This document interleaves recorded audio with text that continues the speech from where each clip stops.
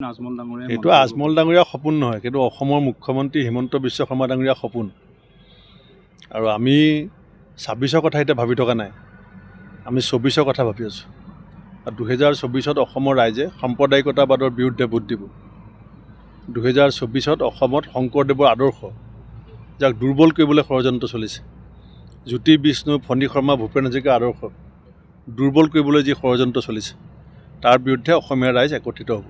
একেদৰে তৃণমূল কংগ্ৰেছৰ সুস্মিতা দেৱে কৈছে যে আমি যুঁজি জিকিম 4টা সমষ্টিত, বিজেপিক এতিয়া কংগ্ৰেছীয়ে চলাইছে আৰু এতিয়াৰ কংগ্ৰেছক চলাইছে বিজেপিয়ে, এতিয়া সকলো মুঠতে খিচিৰি। সুস্মিতা দেৱ মোৰ ভগ্নীস্বৰূপ, আৰু মই ভাল পাইছোঁ যে তেখেত এতিয়া ৱেষ্ট বেংগলৰ MP।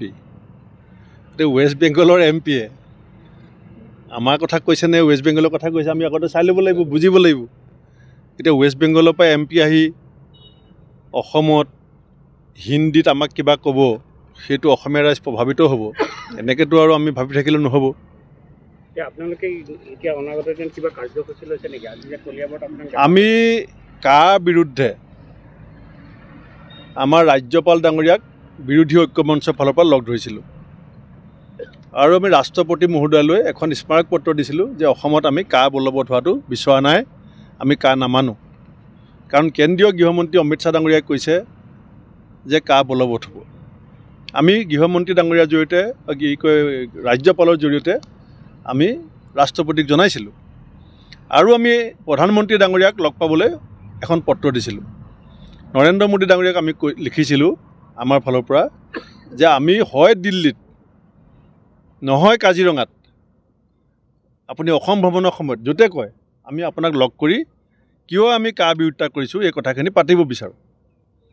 এতিয়ালৈকে আমাক প্ৰধানমন্ত্ৰী কাৰ্যালয়ৰ পৰা লগ পাবলৈ অনুমতি দিয়া নাই।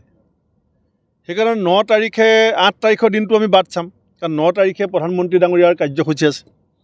সেইকাৰণে আমি বিৰোধী ঐক্যমঞ্চই আহি পেলাই ইয়াতে লগ খাম, এই জেগাটোত ইয়াতে লগ খাই থাকিম।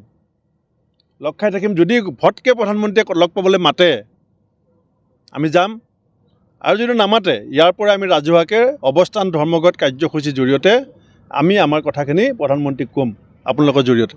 শেহতীয়াকৈ দেখা গৈছে যে বিভিন্ন ধৰণৰ আক্ৰমণমূলক তেওঁলোকে কাৰ্যসূচী লৈছে, যে আপোনালোকৰ সেই কাৰ্যসূচীক মানে বাধা দিবৰ কাৰণে প্ৰশাসনে যদি ব্যৱস্থা লয়, তেনেধৰণে কিবা কঠোৰ ব্যৱস্থা লয়, তেতিয়া কি কৰিব? প্ৰশাসনে কিবা ব্যৱস্থা ল'বলৈ বাকী আছে নেকি?